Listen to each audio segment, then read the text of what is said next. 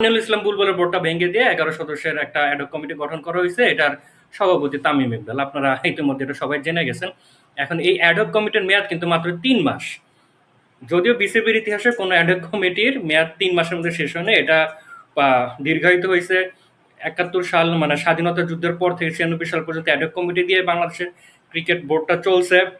আবার যেই নির্বাচনকে নিয়ে এত কিছু হয়ে গেল, আমিনুল ইসলাম বুলবুলের বোর্ডটা যেই নির্বাচনের মাধ্যমে নির্বাচিত হয়ে আসছিল সেটা নিয়ে যে তদন্ত রিপোর্ট জমা দেওয়া হয়েছে, তো তদন্ত রিপোর্টে বেশ কিছু সুপারিশ আছে। এর মধ্যে নাকি বিসিবির গঠনতন্ত্র, নির্বাচন বিধি, আরো অনেক কিছুতে নাকি অনেক সংশোধনের কথা বলা হয়েছে। সো ওইসব বিষয়ে হাত দিলে তো বিসিবির যে লেগেছে 90 দিনের মধ্যে অ্যাডহক কমিটির মেয়াদ শেষ না হওয়া, সেটা দীর্ঘায়িত হবে, সেটার বলার অপেক্ষা রাখে না।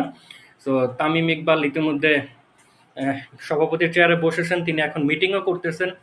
এখন ক্লাবগুলার যে অনাস্থা ছিল বুলবুলের, আমিনুল ইসলাম বুলবুলের এই বোর্ডটার উপর, যেটা অবৈধ বোর্ড, এর জন্য তারা কোনো লিগ টিগ খেলতেছিল না, সেগুলো হয়তো কিছুদিনের মধ্যে চালু হয়ে যাবে।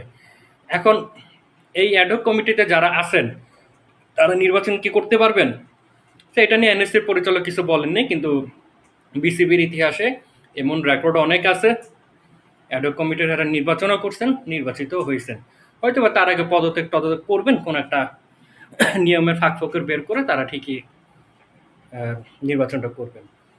এখন তামিম ইকবাল তো আর 3 মাসের জন্য বিসিবির সভাপতি হবেন বলে মনে হয় না, যদি এটা দীর্ঘায়িত হবে তার অবশ্যই টার্গেট দীর্ঘমেয়াদে থাকা, পরবর্তী নির্বাচন দিয়ে হয়তো বা তিনি